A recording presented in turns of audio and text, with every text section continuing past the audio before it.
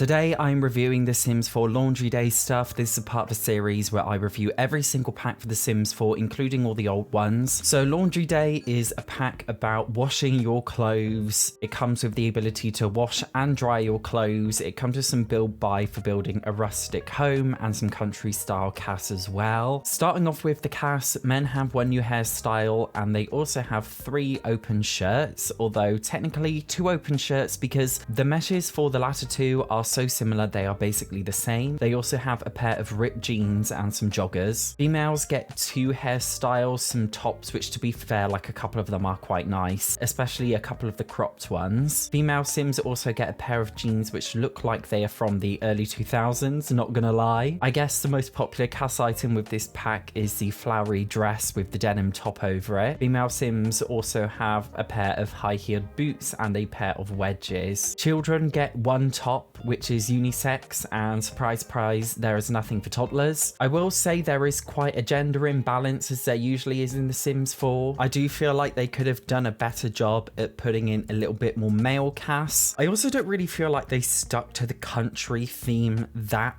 well, especially seeing that it's advertised that way, but it's not like the most annoying thing in the world. I would honestly say the CAS in Laundry Day is quite underwhelming and probably one of the worst packs for CAS, so unfortunately we are starting off week with a 3 out of 10. Looking at the build buy, it definitely has a very rustic theme. There's a lot of wicker objects and a lot of worn looking objects. I do think the furniture in general does actually look quite nice. You can definitely use it to build up a more rustic looking space. However, the swatches are weirdly very strong and colourful and powerful, and you wouldn't really expect that for a pack marketed as rustic. Most of the items are for washrooms or laundry rooms. In the UK, we don't really have those. We just put the washing machine and tumble dryer in the kitchen. So I'm not really sure how these rooms are supposed to look, but I guess you can create a cute tiny size laundry space with the items in the pack. There is a dining table, but the chairs don't actually match the table. The coffee table that it comes with as well doesn't really match the other furniture. There are a few decorative laundry objects, but I would have preferred to have a few more, such as decorative piles of clean or dirty laundry. I also would have liked a few more baskets, especially maybe a fun laundry basket for a kid's room, for example. In general, I will say the build buy is great for building up a general rustic space, but you can probably fulfill a very similar aesthetic with other packs, but as far as I'm aware, this is the only pack with wicker furniture. The build buy is nice. It's getting a 7 out of 10. Looking at the gameplay, so there are 3 laundry hampers. Clothes will automatically pile up in the closest hamper every time your sim changes. However, if your sim has a slob trait, they'll just throw it on the floor. Before transferring your clothes to the washing, you might want to search the pockets. Searching for pockets of clothes in the hamper may actually earn you a little bit of money. Weirdly, it is actually quite OP and you can earn a lot of money this way. Also, make sure not to leave your dirty clothes in there for too long or it will stink out the house. So the pack comes with a washer, a dryer, a wash tub and a washing line. First up, let's look at the manual old-fashioned way. You can click on the basket and get your sim to transfer the clothes to the wash tub. When your sims wash clothes using the wash tub, they will actually gain the fitness skill, and that's because washing is tough work and in a weird way, quite sexy.